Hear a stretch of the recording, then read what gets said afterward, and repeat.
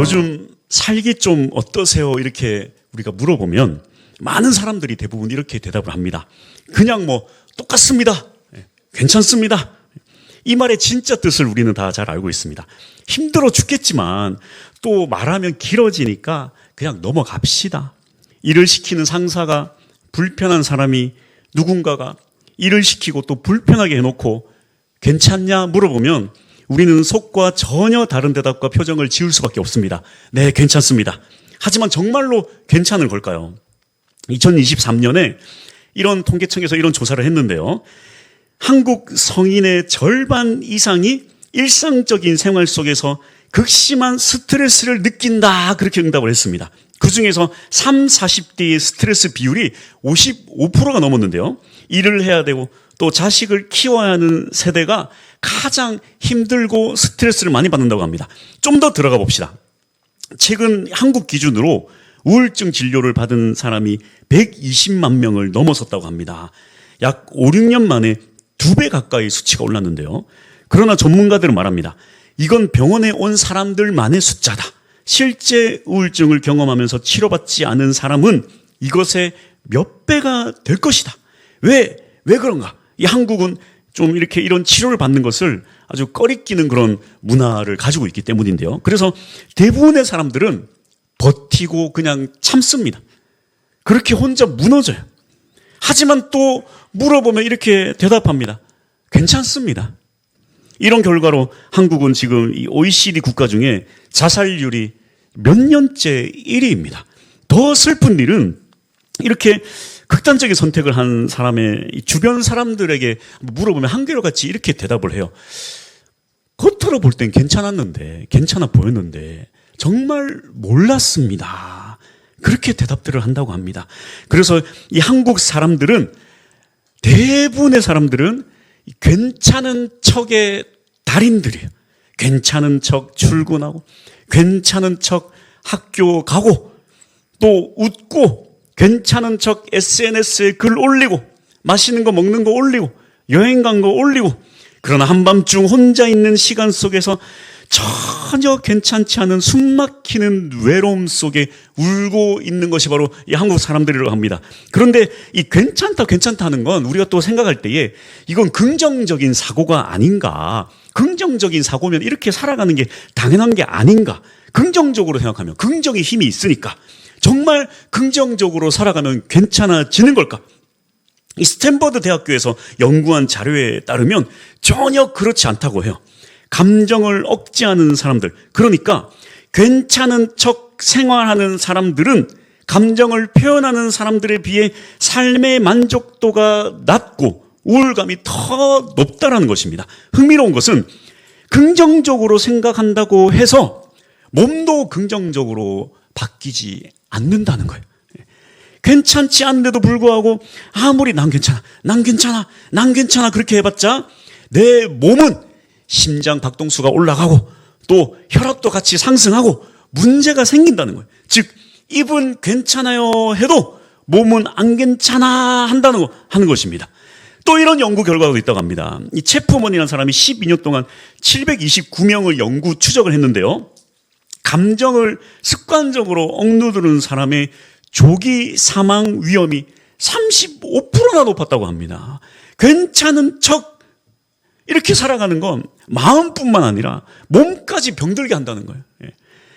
그러나 한국 사회는 이것을 더 권장하죠. 이겨내라. 티내지 마라. 패기치지 마라. 집안일 밖에 꺼내지 마라. 야, 너만 어렵냐? 다 어렵다. 다 힘들다. 그렇게 모두가 힘들다는 이유로 나의 힘듦도 숨기고 살아가야만 한다는 거예요.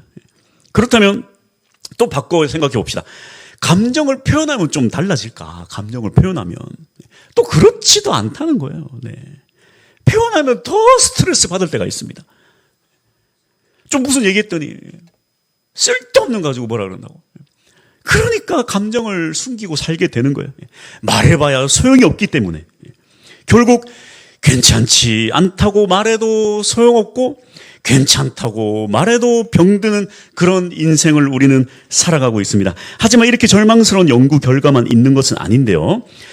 지구상에서 가장 좋은 대학교가 있죠. 이 하버드 대학교에서 아주 긴 시간 동안 행복에 대한 연구 결과를 발표했습니다. 1938년에 시작해서 85년 넘게 진행한 연구인데요. 즉 참가자 본인뿐만 아니라 자녀 세대까지 추적한 결과인데, 이 85년간 사람들의 삶을 추적한 결과, 어떤 결과가 나왔을까요? 자, 행복을 결정하는 가장 큰 요인은 돈도 아니고 명예도 아니고 건강도 아니라 행복을 결정하는 가장 결정적인 이유가 뭐냐? 이 85년 동안 이 지구상에서 제일 좋은 학교에서 연구한 결과가 뭐냐? 행복을 결정하는 가장 결정적인 이유는 바로 관계랍니다. 좋은 관계. 사람들과의 관계성이 좋은 사람이 가장 건강하고 가장 오래 살고 가장 행복했다는 것입니다.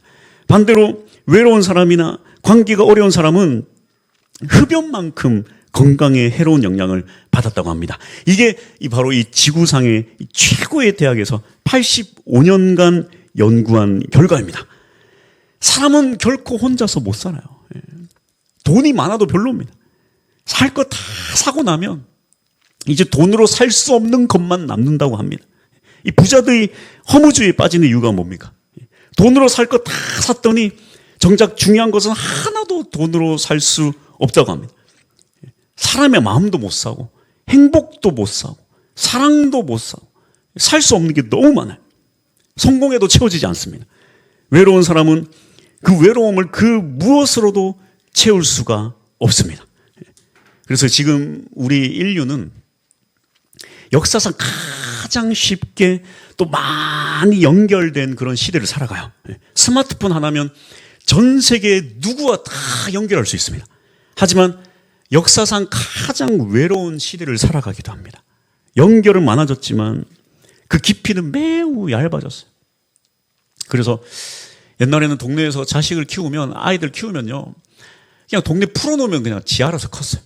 애 사라지면 어떤 할머니 할아버지가 내가 데리고 있다, 얘 여기 있다, 쟤 저기도, 온 동네가 아이들 키웁니다. 온 동네가. 요즘 어떻습니까? 부모가 잠깐이라도 한눈 팔면 애가 큰일 나는 거예요. 이 관계가 얕아졌어요. 그래서 이 시대는 관계가 끊어진 시대입니다. 이것이 해결되지 않으면 그 무엇으로도 이걸 채울 수가 없습니다.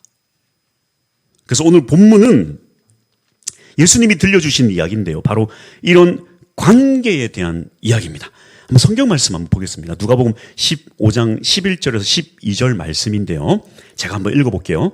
또 이르시되 어떤 사람에게 두 아들이 있는데 그 둘째가 아버지에게 말하되 아버지여 재산 중에서 내게 돌아올 분깃을 내게 주소서 하는지라.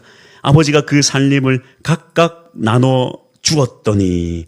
자, 이제 둘째 아들이 아버지에게 말했습니다. 아버지, 어차피 죽을 거잖아요. 어차피 죽을 거, 그 나한테 유산 줄 거잖아요. 빨리 주십시오. 어차피 죽을 거. 이런 뜻이에요, 이런 뜻. 어차피 죽을 거 빨리 주십시오. 그러니까 이 아들이 아버지와의 어떤 관계보다 아버지와의 관계는 중요치 않아요. 아버지와 연 끊고 살래요. 돈이나 주십시오. 그런 뜻이에요, 지금. 그런 뜻. 그런데 또 이 아버지가 돈을 줍니다. 왜 줬을까? 왜? 이렇게 생각할 수 있어요. 아버지가 생각해 볼 때 이 자식 사랑한다고, 이 자식 붙잡는다고, 이 자식과의 관계가, 이 자식과의 사랑이 강제로 붙잡고 이놈의 자식 한다고 그게 붙잡아지는 게 아니라는 거예요. 이 관계가, 사랑이. 그러니까 아들에게 돈을 줬습니다. 그랬더니 이 아들이 어떻게 했냐면 다시는 아버지를 안 볼 생각으로 저 먼 나라로 가버렸대요. 이 돈을 가지고. 드디어 자유를 찾은 것입니다. 그러나 이 자유가 뭐 오래 가겠습니까? 오래 못 갔죠. 13절. 그 후 며칠이 안 되어 둘째 아들이 재물을 다 모아가지고 먼 나라에 가 거기서 허랑방탕하여 그 재산을 낭비하더니 그 많은 재산을 다 날려버립니다. 아버지의 유산을. 돈 떨어지면 또 주변 사람도 다 떨어지죠. 결국 이 아들은 돼지 치는 곳에 가서 일을 하게 됩니다. 16절. 그가 돼지 먹는 쥐염 열매로 배를 채우고자 하되 주는 자가 없는지라. 돼지가 먹는 그 사료라도 그 열매, 그 맛없는 거라도 먹고 싶은데 그것조차 주는 사람이 없더라. 이게 바로 이 집 나가면 고생이에요. 처음에 막 자유롭고 뭐 대단히 뭐 돈도 많이 있는 것 같지만 그 돈 금방 날아가거든요. 결국에 다 탕진하고 고생하는 거예요. 그런데 이 아들이 여기서 정말 중요한 한마디를 합니다. 이게 참 중요해요. 17절.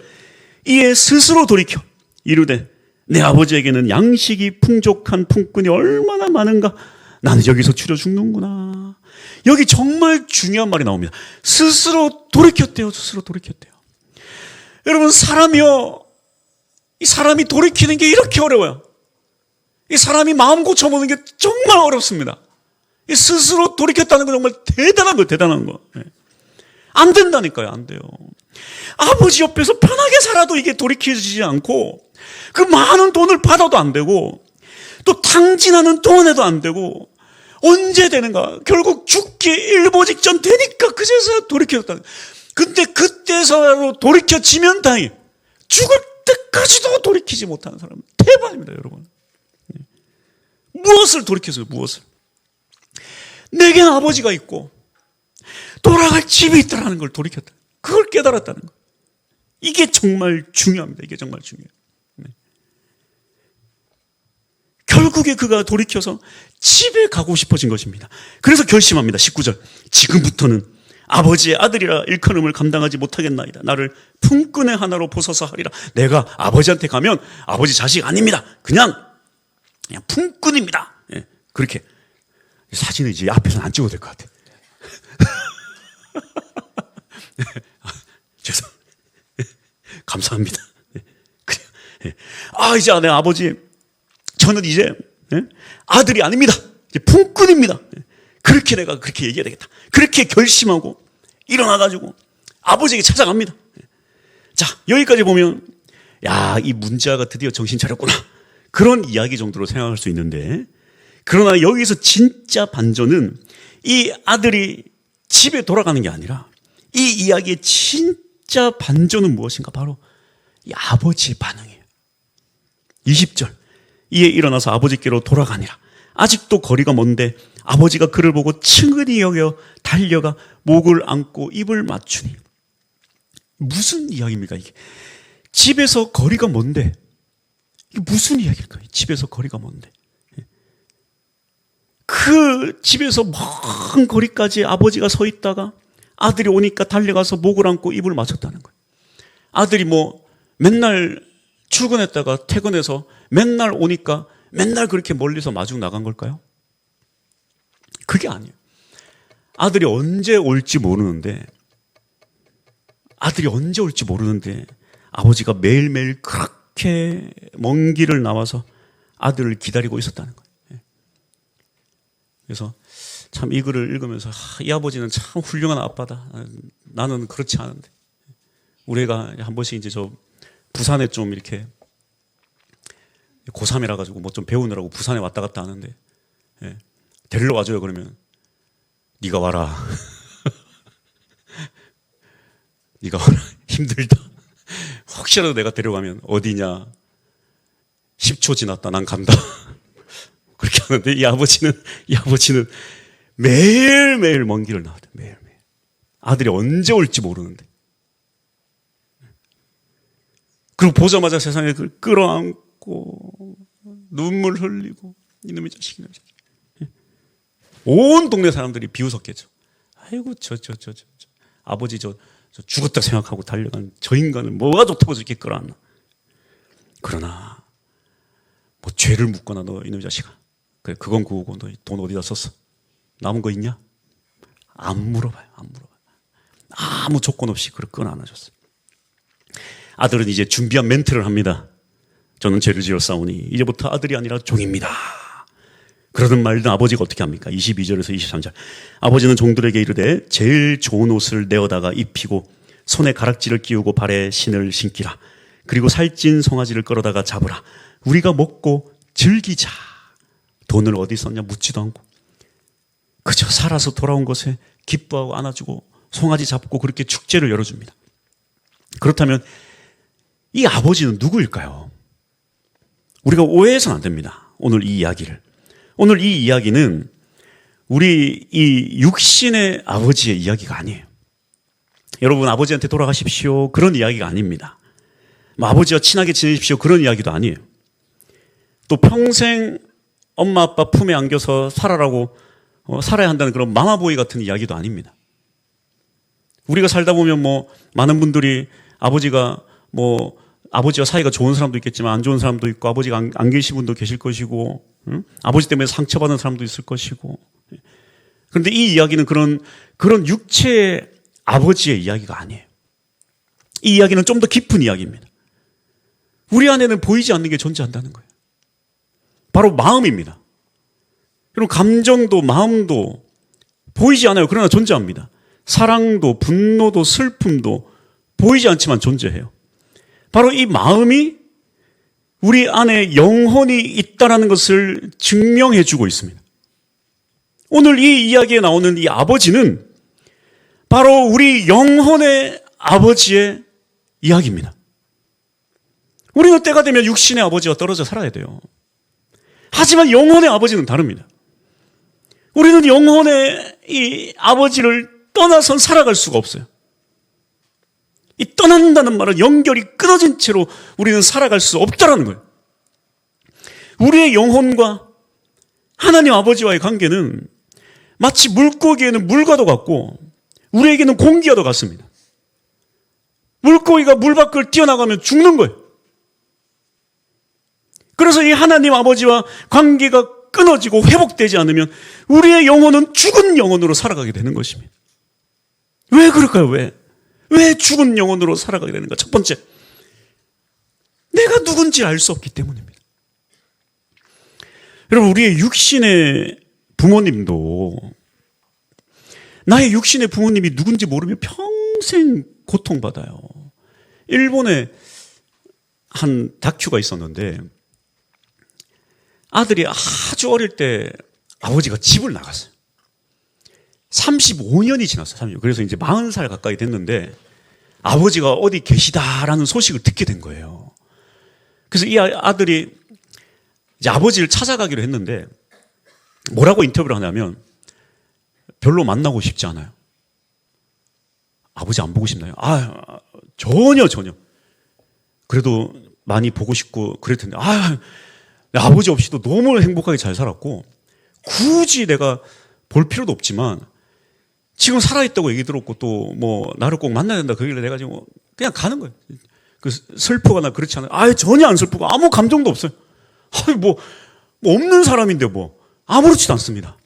그렇게 긴 시간을 열차를 타고 가서 아버지를 딱 만났는데 만나기 바로 1분 전에도 기분이 어떠신가요?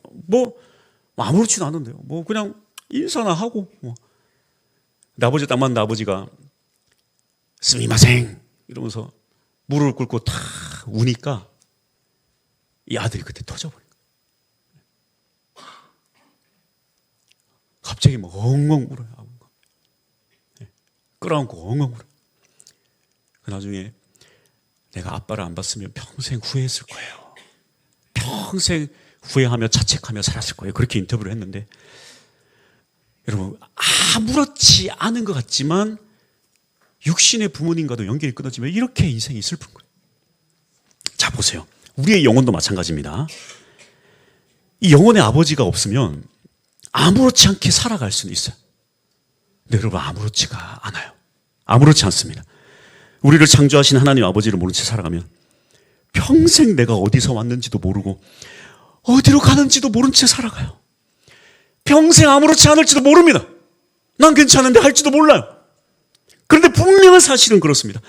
제가 많은 장례를 치러본 결과 죽을 때만큼은 이걸 찾는다는 거예요. 내가 어디서 왔으면 내가 어디로 가야 되는가.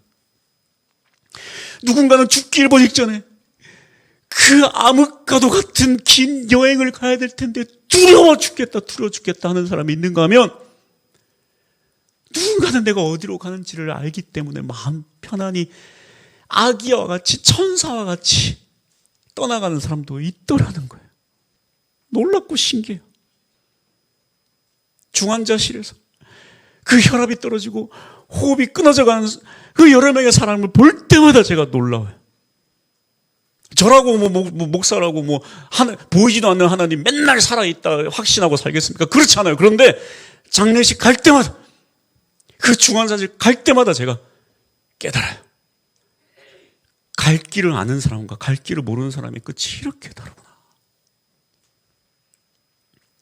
그래서 여러분, 교회 다니는 사람들이 다 착한 거 아니거든요. 교회 다녀도 못된 사람 많아요. 교회가 좀 마음의 병원 같아. 병원에 아픈 사람 많듯이 교회도 아픈 사람 많아요. 마음이 아픈 사람. 그래서 여러분, 교회도 못된 사람 많습니다. 그런데 못되건 착하건 이렇건 저렇건 한 가지 사실은 있더라고. 내가 교회 다니고 내가 하나님 믿으면 그 본성은 좀 안 바뀔 수 있어요. 그래도 하나님 믿는 사람은 한 가지 중요한 사실, 진짜 하나님 믿는 사람은 갈 길을 알더라고. 갈 길. 내가 어디로 가는지는 알더라고. 네. 할렐루야. 네. 두 번째, 이건 한번 다 같이 읽어볼까요? 자, 시작. 우리의 영혼도 영혼의 밥을 먹어야 된다. 예. 영혼도 밥을 먹어야 돼. 밥을. 예. 우리의 몸도 먹지 못하고 마시지 못하면 죽습니다. 이 영혼도 이 영혼의 양식을, 밥을 먹지 않으면 갈증나고 굶주리다 죽어요. 이 짐 캐리라는 영화 배우가 있는데요. 영화 한 편 출연료가 300억이라고 합니다. 그가 그런 말을 했어요. 모든 사람은 부자가 되고 유명해져 보면 알게 될 것이다. 그 모든 것이 답이 아니라는 것을. 저도 기분은 별로 좋지 않습니다. 자기야 한 편 찍을 때마다 300억을 받으니까 그런 소리 하겠지. 나는 돈이 없는데. 우리가 돈이 없으니까 돈이 전부지. 근데 돈 많은 사람들은 그렇지 않대요. 이 철학자 쇼펜하우어라는 아주 유명한 사람이 있는데, 예, 이 사람이 한 말입니다. 이 사람이 뭐라 그랬냐면, 돈으로 침대는 살 수 있지만 잠은 살 수 없다. 돈으로 책을 살 수는 있지만 지혜는 살 수 없다. 돈으로 음식은 살 수 있지만 입맛은 살 수 없다. 돈으로 집은 살 수 있지만 가정은 살 수 없다. 돈으로 약은 살 수 있지만 건강은 살 수 없다. 돈으로 여행은 살 수 있지만 추억은 살 수 없다. 돈으로 사치품은 살 수 있지만 문화는 살 수 없다.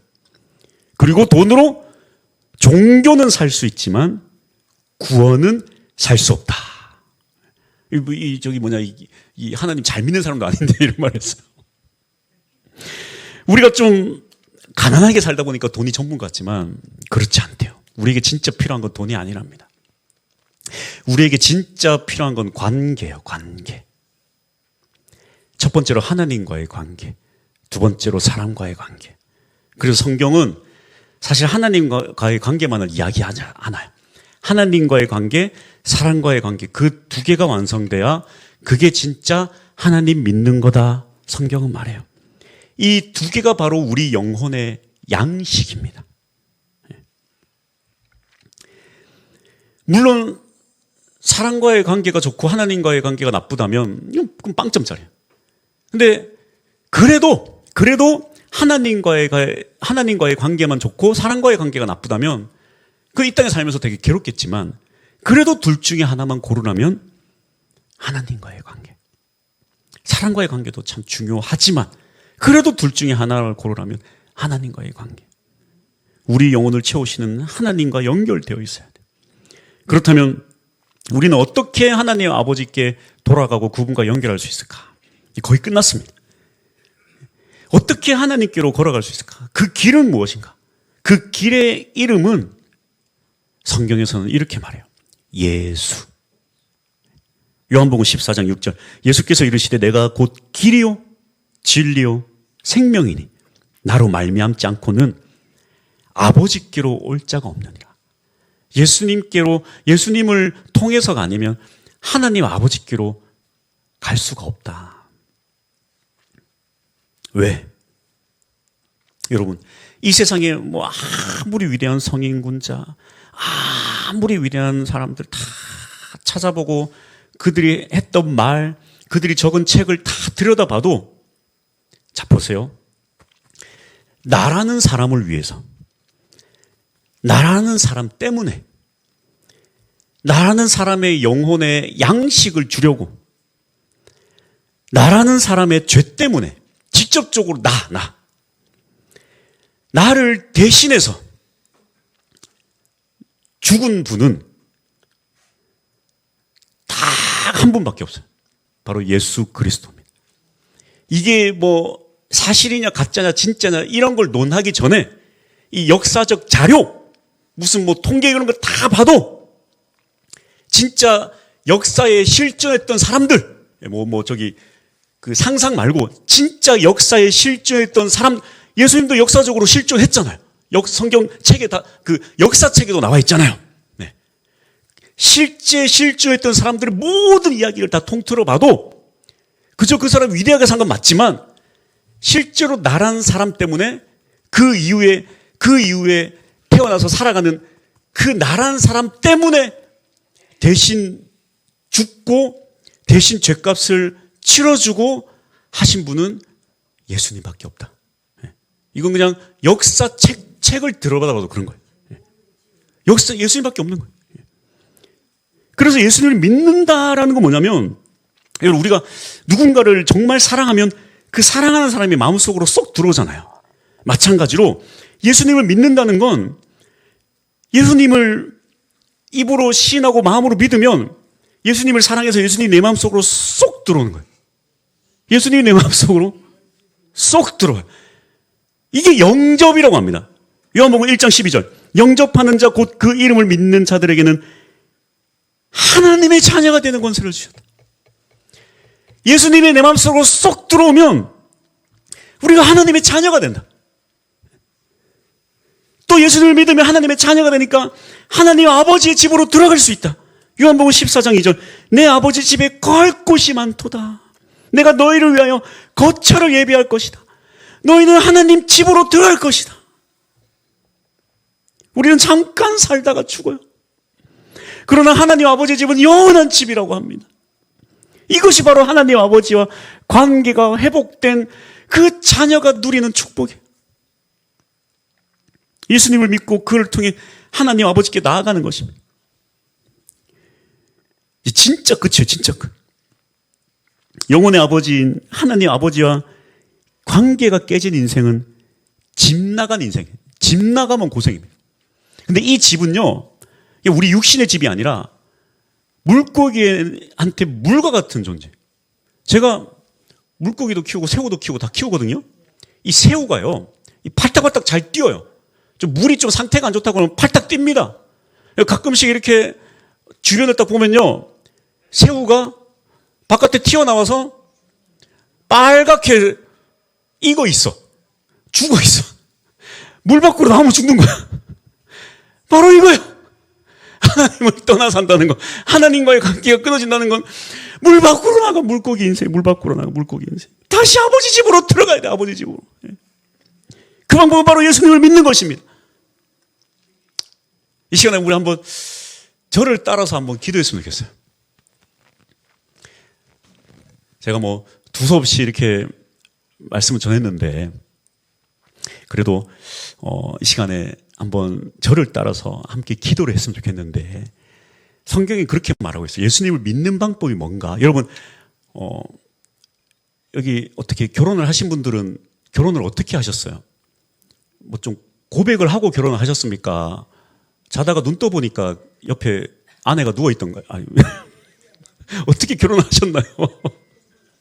뭐 고백이라도 하시지 않았겠습니까? 당신 좋아요. 같이 살자. 경상도 사람들은 내 알을 낳아도 뭐라 그러잖아요. 그렇죠? 뭔가 무슨 말이라도 해야 되죠? 고백을 하는 게 참 중요합니다. 예수님도 성경에서 뭐라 그러냐면 마음으로 믿고 입으로 시인하면 된대요. 그러니까 사랑도 사랑만 하면 안 돼. 사랑하고 입으로 얘기해야 돼. 나 널 사랑한다고. 그것처럼 예수님도 성경에 딱 이렇게 나와 있어요. 마음으로 믿고 입으로 시인하면 된대요. 그래서 이 시간에 한번 조금 내가 한번 예수님을 믿어볼까 하시는 분들이 계시다면 저를 따라서 한번 이렇게 해봤으면 좋겠어요. 한번 그 한번 보여주시겠습니까? 기도문을. 자, 이거 한번 저를 따라서 해보는 거예요. 자, 내가 진짜 한번 교회를 다녀보겠다, 예수님 믿어보겠다 하시는 분들은 자, 저를 따라서 해보시는 거예요. 하실 수 있겠죠? 네. 자, 저를 따라 해봅시다. 주 예수님. 조금만 더 한번 해볼까요? 네. 주 예수님. 나는 주님을 믿고 싶습니다. 십자가의 죽으심으로 내 죗값을 담당해 주시니 감사합니다. 지금 나는 내 마음의 문을 열고 당신을 나의 구주, 나의 하나님으로 영접합니다. 나의 죄를 용서해 주시고 영생을 주심을 감사합니다. 나를 다스려 주시고 나를 주님이 원하는 사람으로 만들어 주옵소서. 자, 이게 제일 중요하니까 꼭 따라 하셔야 됩니다. 예수님의 이름으로 기도합니다. 아멘. 여러분 찬양합시다.